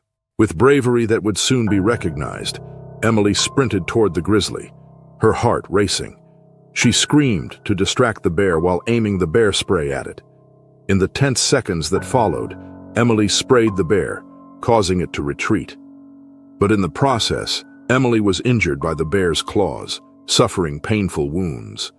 Although the bear retreated, the damage had already been done. Jake, fortunately, survived the attack, but the terrifying experience left deep emotional scars. The attack not only left physical injuries, but also strained the friendships among the group. Matt's decision to flee in the moment of danger broke the bond of trust between him and Jake. Their friendship, once strong, was fractured beyond repair. While Emily's heroic actions saved Jake's life, the emotional aftermath of the attack would linger for everyone involved. The trip, meant to be fun and relaxing, became a nightmare that would change their lives forever. The aftermath of the grizzly bear attack left deep emotional and physical scars on everyone involved. Jake Phillips, though physically unharmed by the bear, could not escape the emotional toll of the terrifying encounter. He struggled to accept what had happened, especially that his best friend, Matt Porter, had fled the woods, leaving him to face the grizzly alone. The bond that Jake had shared with Matt was shattered in an instant. They had been inseparable for years, but now their trust was broken. Jake couldn't understand why Matt had abandoned him at such a critical moment. The pain of being left behind weighed heavily on him. On the other hand, Emily Sanders was hailed as a hero for her quick thinking and bravery. Her actions in running towards the bear with the bear spray likely saved Jake's life, but it came at a cost. She suffered serious injuries in the attack, though not as severe as they could have been. The wounds were painful, and she required medical attention, but Emily never regretted acting. Her body bore the marks of the battle, but she found solace in knowing she had done everything possible to help her friends. However, the emotional scars were another matter. Emily would never forget the image of the bear charging toward her friends, nor the terror of knowing how close they had come to losing Jake. Despite Emily's heroism, the group could not escape the event's emotional impact. The three friends who had arrived at the national park, excited for a relaxing trip, were left feeling fear, guilt, and sadness. The tension among the group was palpable, especially between Jake and Matt. Jake finds it difficult to forgive Matt for running away, and Matt, too, struggles with the guilt of abandoning his best friend in such a dangerous situation. Matt had acted out of fear, but that didn't make the emotional damage any less. Their once close-knit group was no longer the same when they left the park. The attack had changed their relationships forever. The vacation they had planned for months was a traumatic experience one would never forget. The sight of the bear, the sounds of its attack, and their fear would linger with them for a long time. Their friendships had been tested in the most extreme way possible, and while some tried to move on, others found it hard to rebuild what had been lost. The attack had shaken their sense of safety and fractured the bonds they once shared. The emotional trauma lingered, serving as a reminder that even in the beauty of nature, danger could strike without. In July 2021, a national park located in the central area of the Alaska Range was filled with visitors who had come to experience the wilderness and wildlife of one of the world's most famous parks. Among them was Bill Jensen, a dedicated local park ranger. Bill had worked in the park for several years and was well versed in the behavior of the animals that roamed its vast landscapes. On this particular day, he led a bear viewing tour for tourists, eager to see the park's famous grizzly bears in their natural habitat. The group consisted of a mix of individuals, some seasoned outdoorsmen, and others who had never been up close to such powerful animals. Everyone gathered safely from the river, where a large grizzly bear had been spotted feeding on fish.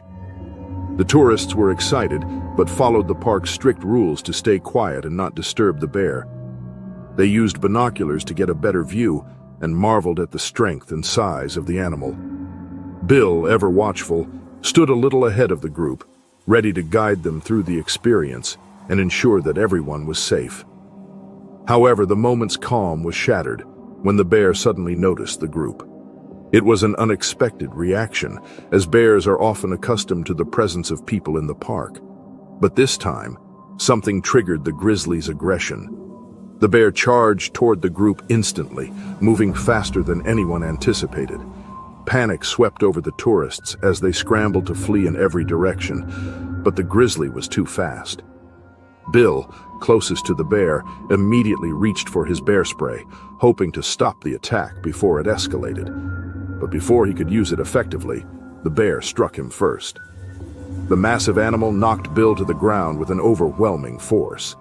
As Bill struggled to regain his footing, the bear swiped at him with its sharp claws. He was injured but managed to hold onto his bear spray, hoping it would be enough to stop the bear's attack. One of the tourists, a seasoned outdoorsman named Dave, rushed forward to help Bill. Dave had spent much of his life in the wilderness and felt confident dealing with such an encounter. However, his attempt to assist quickly turned into a disaster. As he approached the bear, the grizzly turned its attention to him and knocked him down with a powerful blow. The bear mauled him in a matter of seconds, its claws and teeth ripping into his body. Despite his injuries, Bill fought to get back to his feet. The bear continued to maul both men, and for a brief moment, it seemed that the situation could get even worse. However, after a few agonizing minutes, the bear suddenly retreated into the dense forest. The grizzly attacked Bill and Dave and decided it was time to leave. The tourists, watching in shock, immediately rushed to Bill's aid. With the bear gone, they tried to provide what little help they could, but Bill was gravely injured. Dave, though in serious condition, was still alive. The group quickly called for help, and a rescue team arrived soon after. Bill was airlifted to a nearby hospital, where doctors treated his wounds. He survived the attack, but Dave's injuries were far worse. The incident had a profound impact on the park's operations. The attack on Bill and Dave raised serious concerns about safety during bear viewing tours.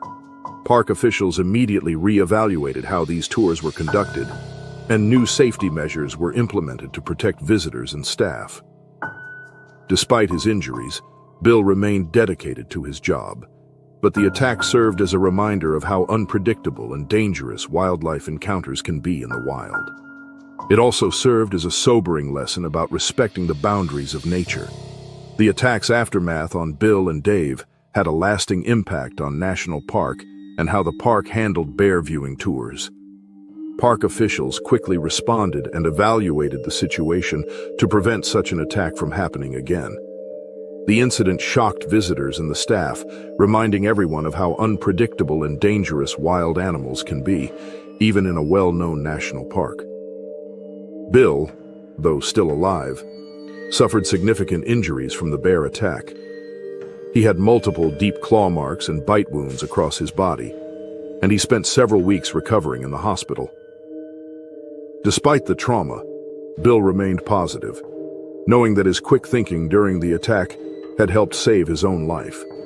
However, the experience changed his view of the park and its wildlife. He had spent years in the national park, learning the habits of bears and other animals. But now he had to face the harsh reality of how close he had come to losing his life that day. As for Dave, the seasoned outdoorsman who had tried to help Bill, his recovery was much slower. His injuries were severe, and it took months of medical treatment and physical therapy before he could walk again.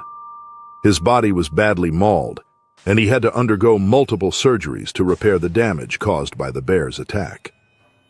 The psychological scars were just as significant, and it took time for him to regain confidence in his surroundings. Despite this, he was grateful to be alive and to have made it through such a terrifying ordeal. The park officials took immediate action to improve safety measures for future bear viewing tours. New protocols were implemented, ensuring that all tour groups would maintain a greater distance from the bears. Rangers like Bill, who had years of experience, were now required to undergo additional training to handle bear encounters better. The safety of the tourists and staff became a top priority, and stricter rules were enforced regarding bear viewing.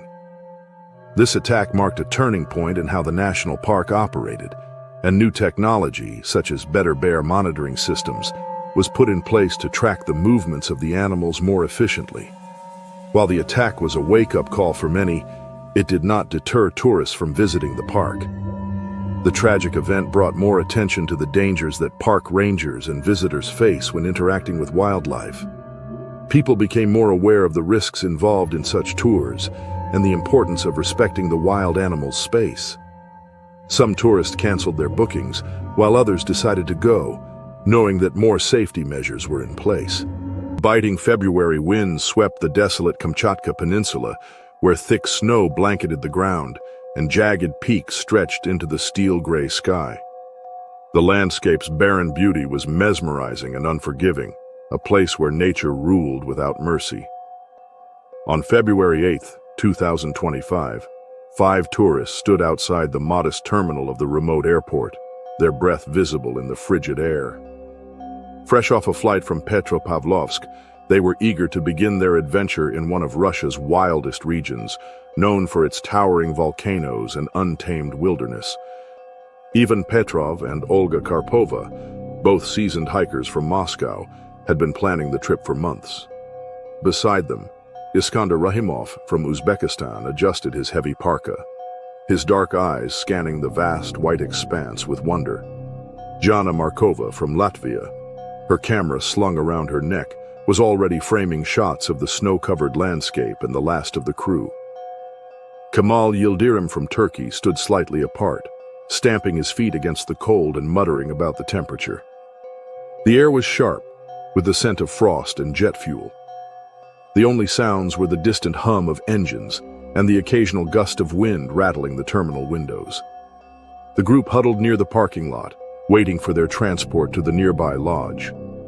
Their laughter and chatter echoed in the crisp air as they shared their excitement. Jana crouched to capture a photograph of the horizon when her camera strap slipped off her shoulder. The camera hit the icy ground with a sharp crack, the noise cutting through the stillness like a gunshot. The sound seemed inconsequential at first, merely an unfortunate mishap. But from the edge of the snow-dusted forest, something stirred. A massive Russian grizzly bear, gaunt and desperate from the harsh winter, emerged from the shadows of the trees. Its matted fur clung to its skeletal frame, and its eyes gleamed fervently. Driven by hunger and the relentless cold, the bear had been forced to roam closer to human settlements in search of food. At first, the tourists didn't notice the predator, but their laughter died instantly when the bear let out a guttural roar. Ivan was the first to spot the looming figure, his breath catching as fear gripped him. The others followed his gaze, their faces blanching as they registered the threat. The bear charged with terrifying speed, spraying snow beneath its massive paws. Panic erupted. Ivan and Kamal instinctively moved forward, hoping to deter the animal with their presence, but the bear was already upon them. It slammed into Ivan, knocking him off his feet. He hit the ground hard, and the wind knocked the air from his lungs. Kamal grabbed a metal pole from the side of the terminal and swung it wildly, shouting to distract the bear. The makeshift weapon landed a glancing blow on the beast's shoulder, but it only enraged the animal further. The bear turned with savage precision, its jaws clamping down on Kamal's arm. The Turkish man screamed in agony as the bear shook him like a rag doll, blood splattering across the pristine snow. Iskander, Jana, and Olga stood frozen in shock, their breath shallow with terror. The bear released Kamal, his lifeless body crumpling to the ground, and fixed its gaze on the remaining tourists. Ivan, bloodied but conscious, tried to crawl away, his hands clawing at the snow. The bear pounced on him, its claws raking across his back. The sound of flesh tearing was sickening. Desperation propelled Jana and Iskander into motion. They sprinted toward the terminal doors, their boots slipping on the icy ground. Olga hesitated, torn between fleeing and helping Ivan, but fear ultimately won. She turned to run, her heart hammering in her chest. The bear's attention shifted to Jana and Iskander. Its primal instincts drove it to pursue the fleeing prey. Jana's camera bounced against her chest as she ran, but she didn't stop to readjust it or the strap that dug into her neck. Iskander was just ahead, his breath ragged. The terminal doors were tantalizingly close, but the bear was faster. It lunged at Jana, its powerful jaws closing around her leg. She fell hard, her scream piercing the air. Iskander skidded to a halt, torn between saving her and escaping. His hesitation cost him. The bear released Jana and swiped at Iskander, knocking him to the ground. His head struck the ice with a sickening crack, and blood pooled beneath him. The scene was chaos. Terminal staff and other bystanders had gathered, shouting and waving their arms in a futile attempt to scare off the bear. One man fired a warning shot, but the bear was undeterred. Its hunger and aggression made it unstoppable.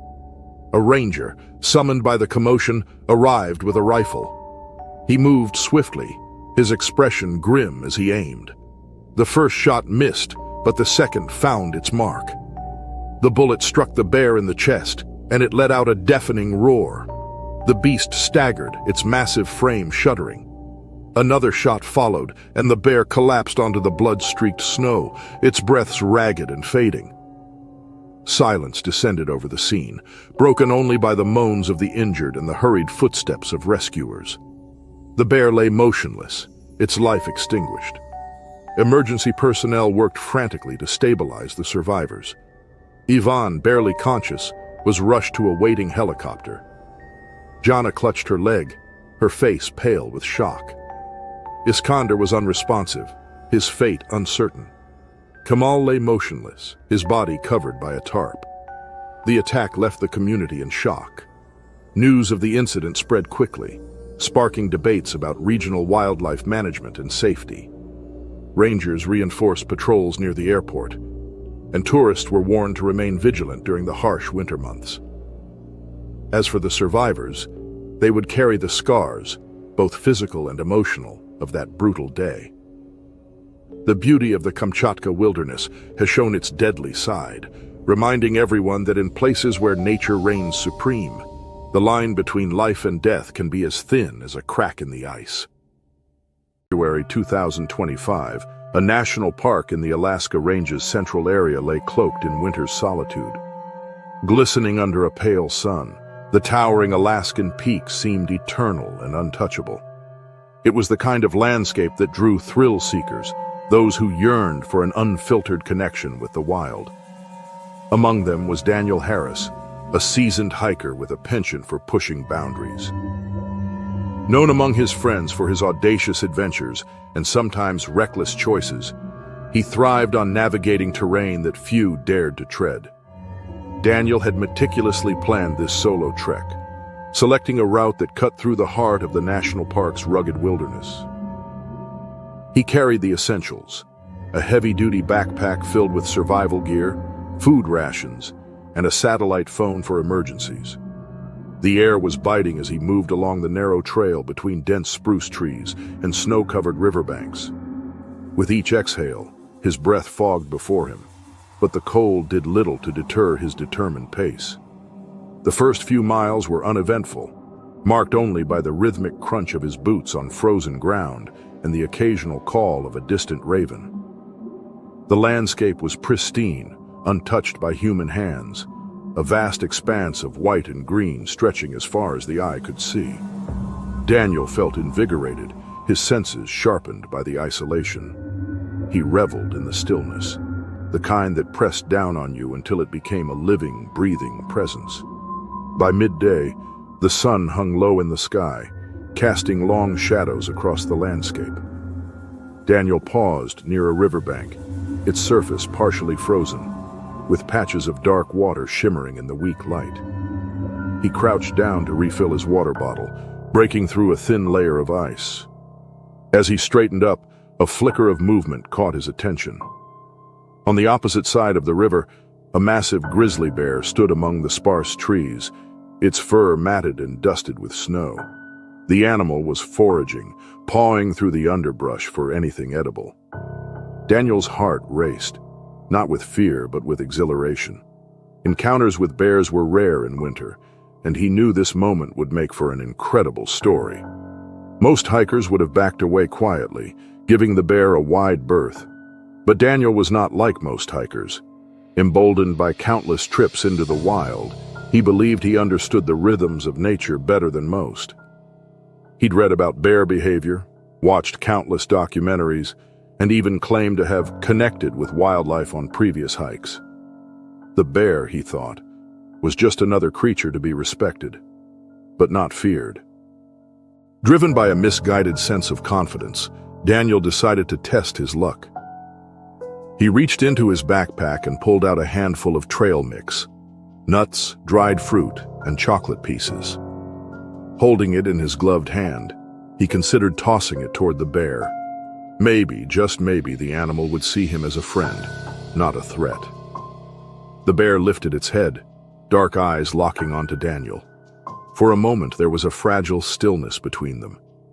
The river gurgled faintly, ice cracking along its edges. Emboldened by the bear's curiosity, Daniel tossed the trail mix near the water's edge. What happened next was a brutal reminder that the wilderness was no place for human arrogance. Instead of retreating or showing interest in the food, the grizzly charged. Its massive paws tore through the snow, muscles rippling beneath its thick coat. Daniel's breath caught as the bear closed the distance with terrifying speed. Panic set in, wiping away any semblance of rational thought. He turned and ran, knowing that humans were no match for a grizzly in a foot race. His boots slipped on the icy ground, and his lungs burnt as he sprinted toward a cluster of trees. The bear's growl reverberated through the air, a guttural, bone-chilling sound that spoke of raw, untamed power. Daniel barely made it a few yards before the bear slammed into him, knocking him off his feet. He hit the ground hard, the impact jarring every bone in his body. Pain exploded through his side as the bear's claws raked across his jacket, tearing through fabric and flesh. Blood seeped into the snow, vivid and startling against the white landscape. Desperate to protect himself, Daniel rolled onto his back and used his backpack as a makeshift shield. The bear's jaws clamped down on the pack, shaking it violently. The force was enough to lift Daniel partially off the ground. He kicked out wildly, his boots connecting with the bear's snout, but the animal was relentless. Claw marks gouged deep into his shoulders and arms as he struggled to keep the bear at bay. His vision blurred from the pain, and his strength waned with each passing second. The smell of blood and earth filled his nostrils, and the guttural sounds of the bear's fury drowned out everything else. The distant sound of voices and clattering footsteps cut through the chaos when all seemed lost. Drawn by the commotion, fellow hikers appeared on the ridge above. They shouted and waved their arms, hurling rocks and sticks at the bear. One of them even discharged a flare gun, the bright light and sharp crack startling the animal. The grizzly hesitated, its instincts torn between finishing its attack and retreating from the sudden threat. With a final growl, it released Daniel and lumbered back toward the trees, disappearing into the shadows. Daniel lay motionless, blood pooling around him. His breaths were shallow, each one a painful effort. The hikers scrambled down the slope, their faces pale with shock as they assessed his injuries. They quickly fashioned a makeshift stretcher from branches and jackets, lifting him carefully. A helicopter arrived within the hour, and Daniel was airlifted to a hospital in Anchorage, where doctors fought to stabilize him. His injuries were extensive, deep lacerations, fractured ribs, and significant blood loss, but he survived. News of the attack spread quickly, serving as a sobering reminder of the dangers inherent in the wild. Daniel, once known for his daring exploits, became a cautionary tale. His arrogance had nearly cost him his life, and the scars he carried would forever remind him of the lesson nature had taught him that day. The wilderness was beautiful, yes, but it was also fierce, untamed, and unforgiving. And it demanded respect from all who ventured into its domain.